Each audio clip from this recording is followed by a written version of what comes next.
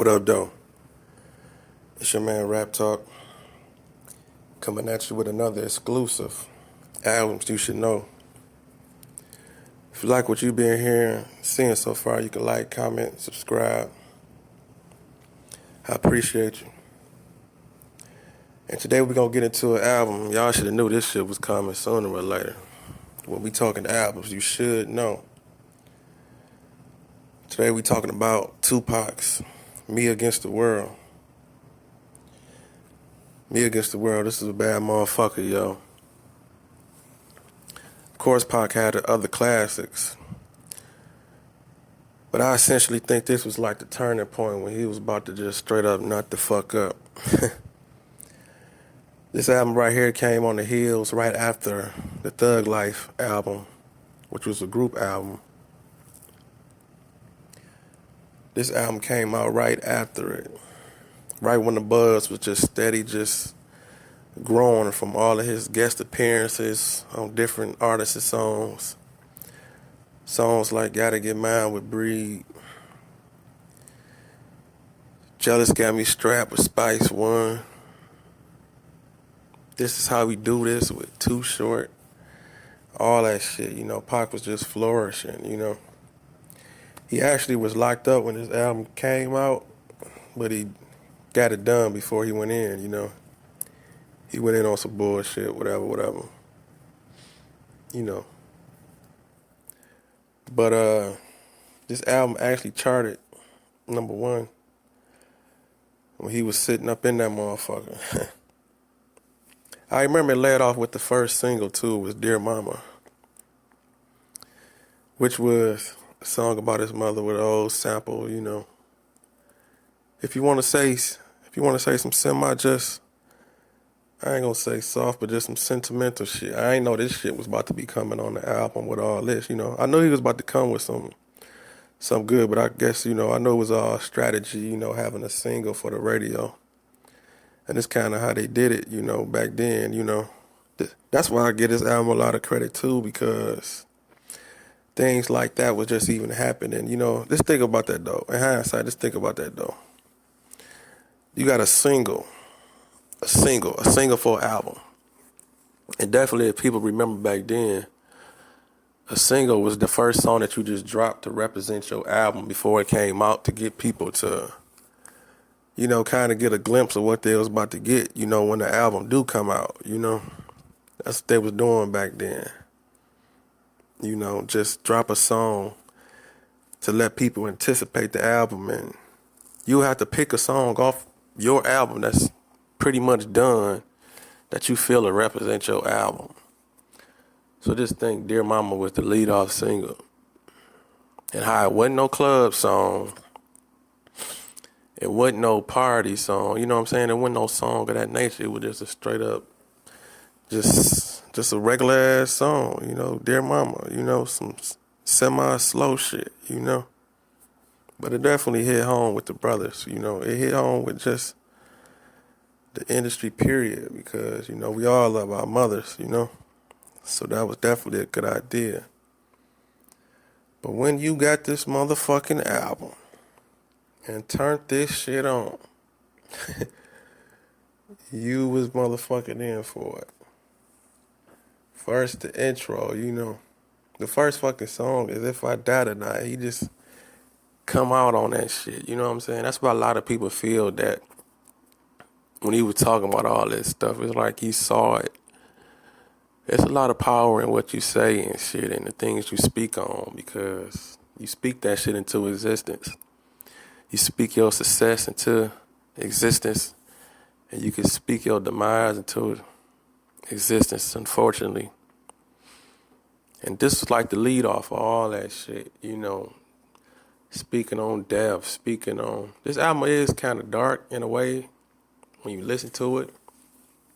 Because first of all, the whole title of the shit was Me Against the World. He felt like like his back was up against the wall. He felt like, I got all these cases, all these people on my head and shit, lawsuits, all this bullshit, I'm in a turning point in my career, and I got all this bullshit going on, and people trying to destroy my character, So he felt like it was him against the world. And it definitely showed on this album with songs like It Ain't Easy. You know, he straight up tell you, like, it ain't easy. It ain't easy being me. But this is definitely an album you need to go research. This is an album you should know. Tupac, Me Against the World. Like I said, come on, if I die tonight. He just straight up saying it like, boom. And another thing I noticed about this album, I noticed, like even back then, I thought to myself, like, it's a lot of singing on this album. And when I say singing, I don't mean like the straight up just vocals. You know, I ain't talking about no straight up vocals, singing like some Whitney Houston shit. I'm saying just like in the hooks and shit, you know, it was singing, it was melodies and stuff in this shit. And if you really do your research, it wasn't a lot of that shit going on back then. Niggas was just doubling up on the hooks and trying to enhance the title and shit like that back then, you know. So I used to listen to this album, think to myself, like, man, it's a lot of singing, you know, like it's melodies on this shit. And I ain't saying from him, I'm just talking about the way the album was orchestrated, you know, background vocals and shit, you know what I'm saying? This is like the kick to that shit, man. If you really look back at it in hindsight, though, it's a small detail, though, but I think so. And he did it, man. He did it with this fucking album, man.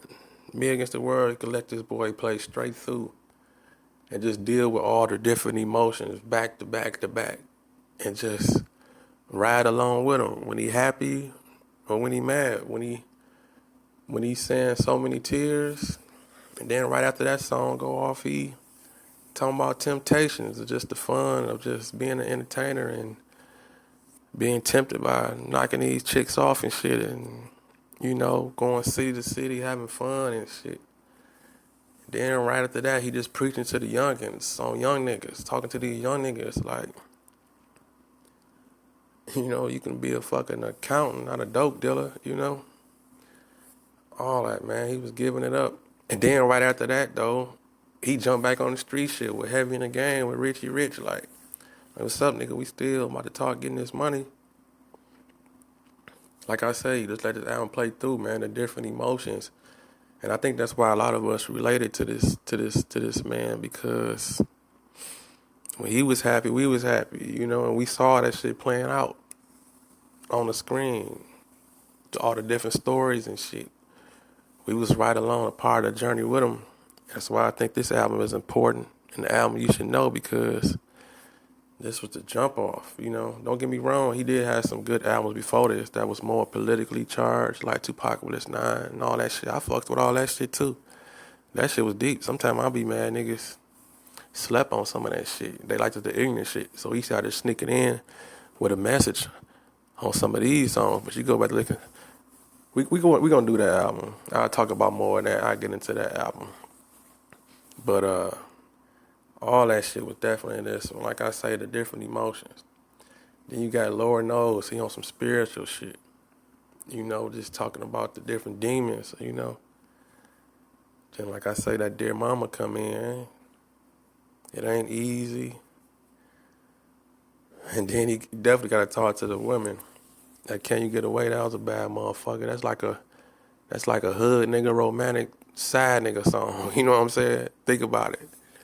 He like, bitch, what's up? You know what I'm saying? Can you get away? You know what I'm saying? I know you got a nigga and all that. But and then he said, I wonder should I leave you alone and find a woman on my own? Man, fuck with this shit, dog. This is an album you should know. Tupac's Me Against the World, man. He hit so many subjects and things you can just get down with, man, and relax to, get some knowledge, Mac to abroad, ride to, hit a couple corners, make a couple sales to, whatever, man, whatever your flavor is. You can be on your way to the bar playing Temptations, whatever, you know. You can be stressed out and listen to Lord knows, you know. Then he definitely took it back with the old school. He gave it up on his album too. Threw a little hip hop in there. What more can I say? I wouldn't be here today. You know, the brand Nubian sample and shit in there. Then you got them bad motherfuckers. How you end this damn album off, dog? Them bad motherfuckers. He ended off on a motherfucking bang, dog. First of all, you got fuck the world. He just say fuck them, you know? Like fuck everybody, you know what I'm saying? Like I ain't holding this shit in, you know what I'm saying? He nuts up on that motherfucker. Then right after that, you got Death Around the Corner. Man, them last, oh my, nigga. When you let them three motherfuckers bang in a row, nigga, you what? You ready for the world. You got that fuck the world, Death Around the Corner. Then he just calmly just letting it be known too. He just give it up on that Outlaw, end the album off with that. Like nigga, I did it. You know what I'm saying? I'm the Outlaw. That's what y'all gonna label me at. And that's another thing I was saying to y'all that make these albums, man. Keep that shit in mind when y'all young niggas creating and shit, man. Think about the simplest shit like putting y'all songs in a good order and shit, man, to ride to, you know, to drive them emotions and understand what song is coming on after what. Because when a motherfucker get to skipping through your shit and jumping over shit, they can miss out on a couple songs, you know. But man, definitely go research this album, man. But a lot of us was here, a lot of people from my era, we lived through this shit and was right here when all this shit was being created and we saw it flourishing through the streets. But it's timeless though, man. It's fucked up how dog went out, but that's life, you know. Like, comment, subscribe. I'll holler at y'all on the back end, man. Albums you should know. Tupac, Me Against the World, Rap Talk.